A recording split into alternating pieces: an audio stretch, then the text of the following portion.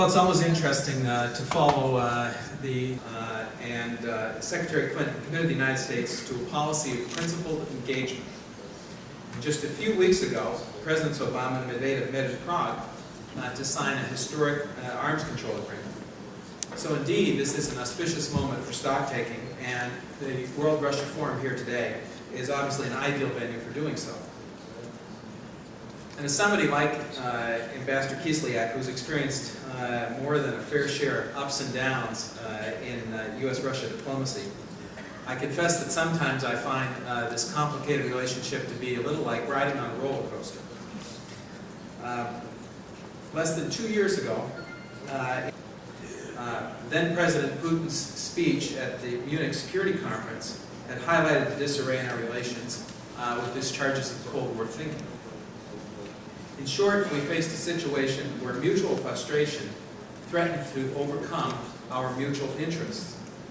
While both sides rightly noted that there was no ideological basis for a new Cold War,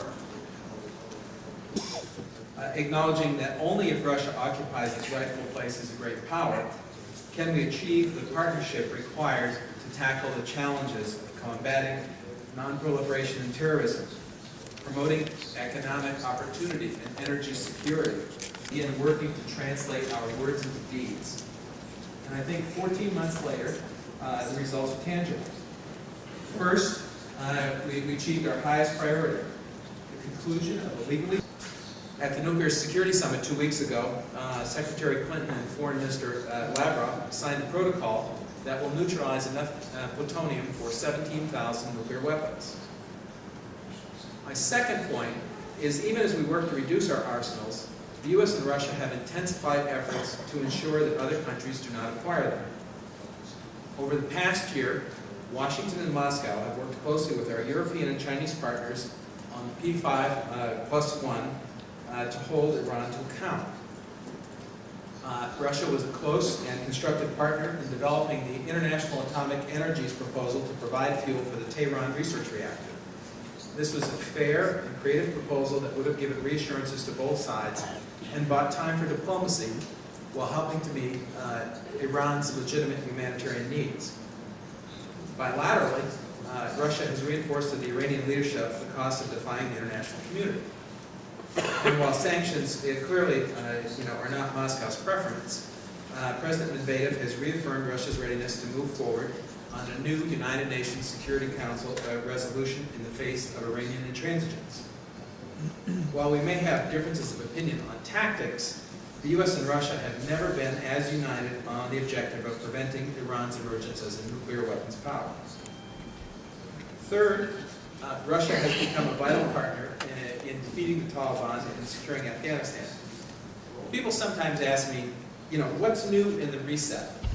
And my short answer is cooperation on Afghanistan.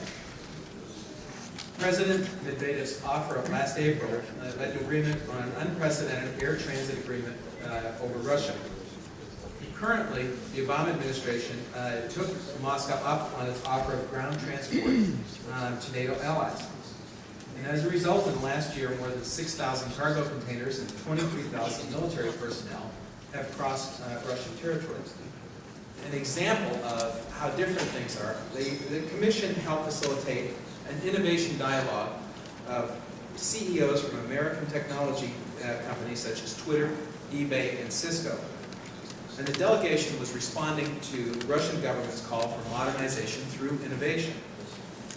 Together during the trip, Russians and Americans came up with new ideas for using social media to promote better governance and improve education and healthcare, tapping into the 45 million Russians who have enjoyed unfettered access to the World Wide Web. We're now trying to turn those innovative proposals into reality. Just as the Commission is tapping into the creativity of Russians and Americans, for our scientists to expand programs on carbon cycle monitoring towards deeper, even more meaningful nuclear arms reductions in the future. And such reductions could potentially include reductions in tactical nuclear weapons and in non-deployed nuclear warheads, which was, sure, probably one of the leading experts in the world, Sergei Rogov, will have more to say during your forum today. And as we pursue these deeper cuts, it's essential that existing materials be safe into a broader international framework to develop civil nuclear energy. And we want that to include development of a safe and secure, what you might call cradle-to-grave approach to nuclear fuel production for civil nuclear reactors.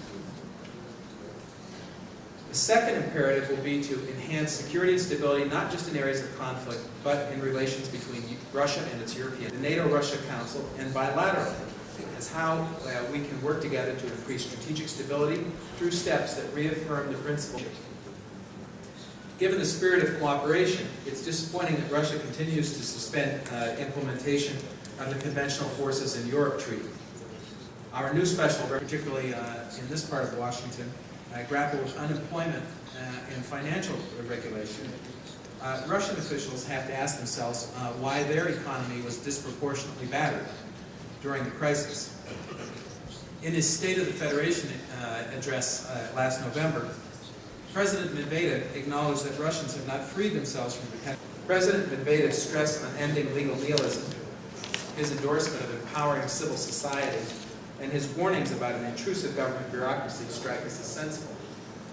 But Russians and their leaders face tough choices.